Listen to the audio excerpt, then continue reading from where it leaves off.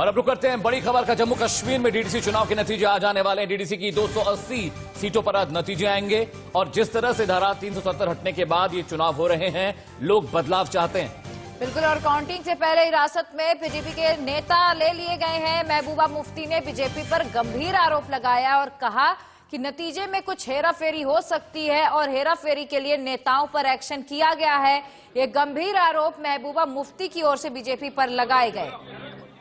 तस्वीरें आपकी TV screen पर हैं। जिस तरह से कश्मीर में विवाद होते रहे हैं, चुनावों को लेकर हिंसा होती रही है, ये पहला चुनाव है बीते 20 सालों में जब चुनावों के दौरान किसी भी तरह की हिंसा नहीं हुई। हालांकि जम्मू कश्मीर में आतंकवादियों ने बहुत कोशिश की कि वो इन चुनावों के दौरान धमाके कर सके, हिंसा कर सके, लेकिन सेना चाक चौबंद थी, जिसकी वजह से ये चुनाव बेहद शांतिपूर्ण तरीके से पूरे किए गए। बिल्कुल, देखिए, और लोग भी वहां बदलाव चाहते हैं। धारा 370 खत्म होने के बाद ये पहला चुनाव था कश्मीर में और लोग भारी संख्या में मतदान केंद्रों पर पहुंचे थे। और देखिए, सुबह 9 बजे से जो वोटिंग है, वोटों की गिनती है, वो शुरू हो जाएगी और भारी सुरक्षा के तमाम जो बंदोबस्त है वो किए गए हैं। क्विक एक्शन टीमें भी तैनात की गई हैं और जो संवेदनशील बूथ हैं वहां पर रैपिड एक्शन फोर्सेस की भी तैनाती हुई है। कुल 280 सीटें जिन पर आज नतीजे आने वाले हैं और रुझानों में यह पता चल रहा है कि बीजेपी इस बार पहले के मुकाबले ज्यादा सीटें जीत सकती है।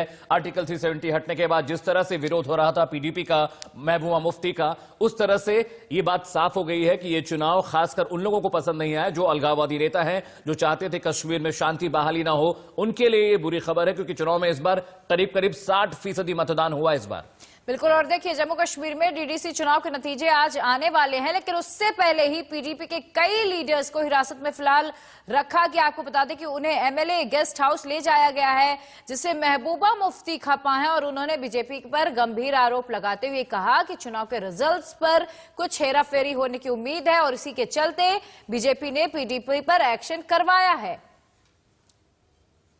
और देखिए, काउंटिंग से पहले पीडीपी के नेता हिरासत में लिए गए हैं। सुबह 9 बजे से वोटों की गिनती शुरू हो जाएगी। उम्मीद की जा रही है दोपहर तक जो नतीजे हैं वो सामने आ जाएंगे। और देखिए, चुनावी परिणाम भी जम्मू कश्मीर में भविष्य की राजनीति को दशा और दिशा देने के लिए तैयार होगा। इस चुनाव में मतदाताओं ने कड़ाके की ठंड और कोरोना काल के बावजूद भारी मतदान कर ये साफ संदेश दिया कि वो हिंसा में भरोसा नहीं करते और भारतीय लोकतंत्र की मजबूती और शांति के लिए मतदान कर अपना फर्ज पूरा कर चुके हैं। दरअसल आर्टिकल 370 के खत्म होने के बाद जम्मू कश्मीर में पहली बार डीडीसी का चुनाव हुआ और प्रदेश के इतिहास में पहली बार परिषद के चुनाव हो रहे हैं। बिल्कुल, और ऐसे में बीजेपी हो या फिर गुपकार गठबंधन में शामिल दल या चुपचाप चुनाव लड़ने वाले दलों में पैंथर्स पार्टी, अपनी पार्टी या निर्दलीय, हर किसी की नजरें आज आने वाले नतीजों पर टिकी होंगी और सुबह 9 बजे से वोटों की गिनती शुरू हो जाएगी।